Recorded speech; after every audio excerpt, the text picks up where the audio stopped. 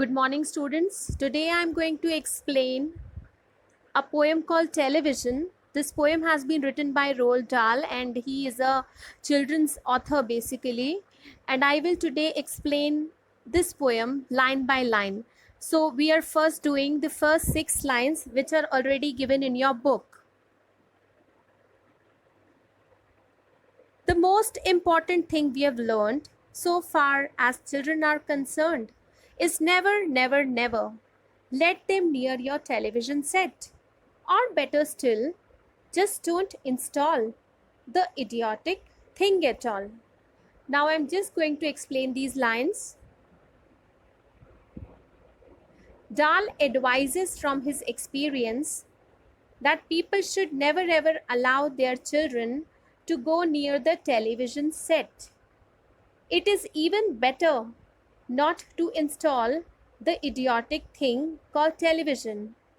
But why is television an idiotic thing according to the poet? Throughout the entire poem, Dahl attempts to answer it.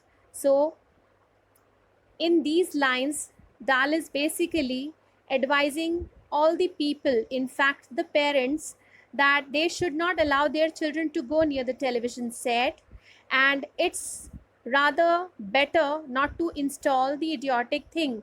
Now, the question is, why does Dahl think that television is an idiotic thing? We all call it an idiot box, yes? So, why is it an idiotic thing according to the poet? Throughout the entire poem, Dahl is explaining it. He's trying to answer it out that why does he think that television is an idiotic thing.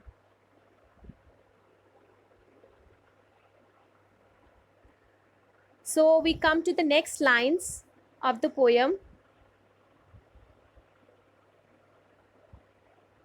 In almost every house we have been, we've watched them gaping at the screen.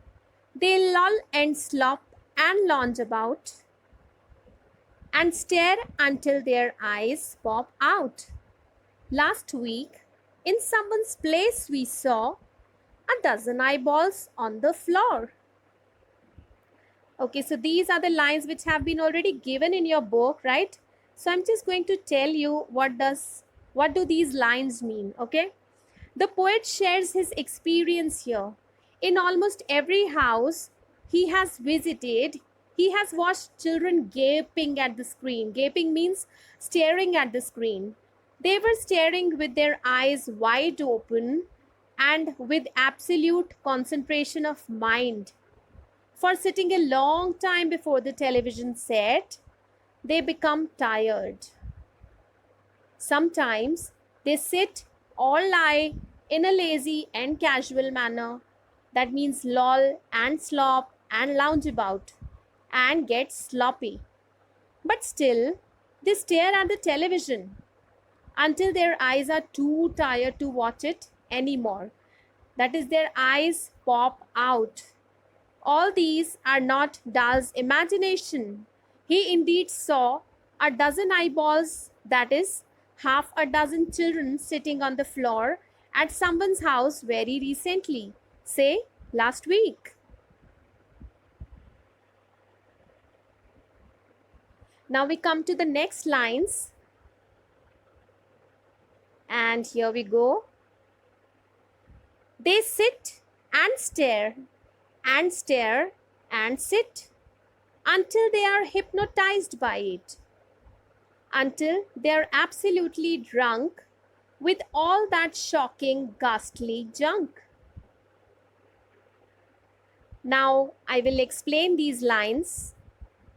When the children are before a television set, they sit and stare and stare and sit for long hours.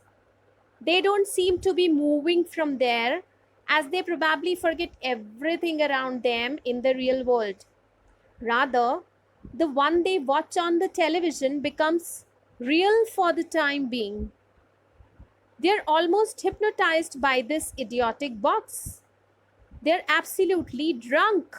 Their minds are filled with those shocking, ghastly junk, which are mostly unreal and inappropriate for the age. Those TV shows kill their valuable time and make them lazy with no room for their physical play and exercise. They have no scope of spending time with books and nature and interacting with others. Their minds, filled with the images and story of a virtual world, are compared to a drunk man's imaginary world in an apt metaphor here. So they are talking about metaphor, which is figure of speech. Now we come to the next lines here. Oh, yes, we know it keeps them still. Now, Dahl is here talking to the parents again, okay? Right from the beginning, he is talking to the parents only. He's saying, oh, yes, we know it keeps them still. They don't climb out the window sill. They never fight or kick or punch. They leave you free to cook the lunch and wash the dishes in the sink. These are the lines which are already given in your book, and now I am going to explain them. The poet now says that he knows that the television keeps the naughty children calm. When they are in front of a TV set, they no more do mischievous things like climbing out the windowsill, fighting, kicking, and punching. They let the mother free to cook the lunch and wash the dishes in the sink without any disturbance. But that can't be an excuse to let them sit before a TV, because the poet thinks that the idiotic device does more harm than good. So here we have come to the next lines. But did you ever stop to think, to wonder just exactly what this does to your beloved thought? It rots the sense in the head. It kills imagination dead. These are the lines already given in your book, and now I am going to explain these lines. The poet speaker now asks the parents whether they ever spent a moment to think exactly what harm this television does to their loving child. He himself answers it in a brilliant way. Watching the television regularly damages the sense in the head.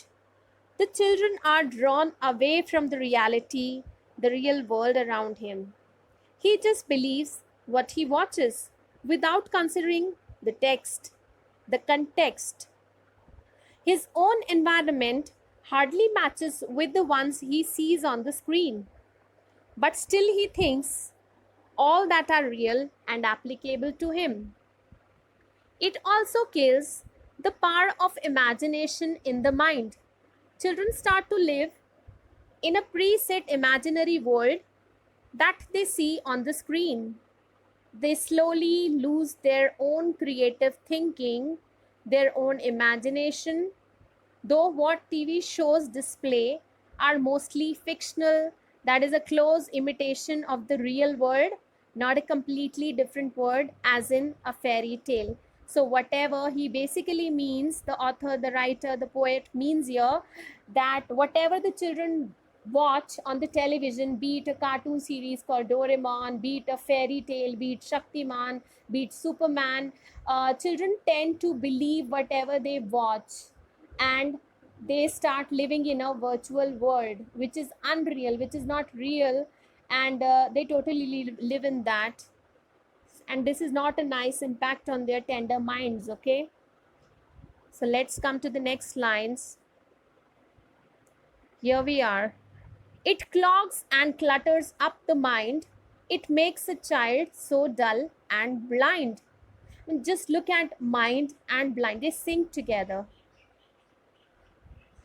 Okay, so Roald Dahl continues to argue on how television affects a child's mind. Children watch different shows on different channels. Sometimes there are contradictory ideas. Contradictory ideas means what?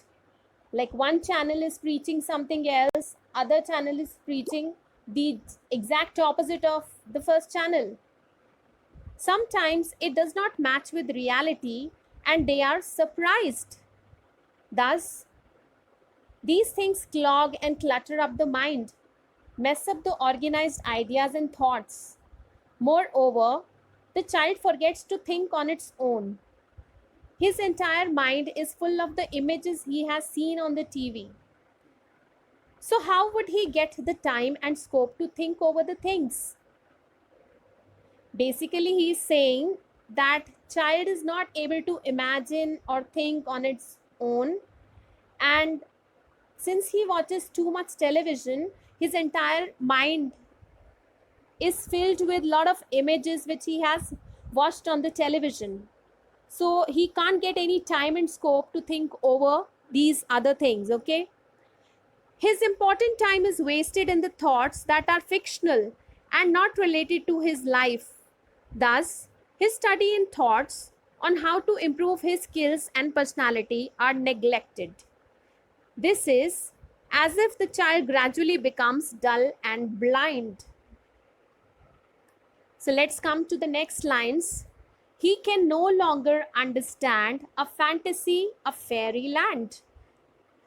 The sync of understand and fairyland, it's and in the end. So it is syncing together. Just wanted you to notice it. Here the poet feels that due to imposed limitation on thoughts. What does imposed limitation on thought means? That whatever you're watching, you're remembering that only, and your thoughts have been, you have been imposed. The thoughts have been imposed to your mind, and those are the only thoughts which you are now limited to. You can't think beyond it. Okay? So the children can no longer understand a fantasy or a fairy tale. They cannot extend their imaginative power to that level. They are now used to see an image of the likely real world, a virtual reality. Let's come to the next lines. His brain becomes as soft as cheese. His powers of thinking rust and freeze. He cannot think, he only sees. Now I'll just explain these lines. Dahl now opines. Opine means he has an opinion which is like putting across. Dahl now opines that by watching television, the brain becomes soft, just like cheese. The cheese is soft, so the children's brain also becomes soft by watching television. Children now believe everything they watch or hear on TV.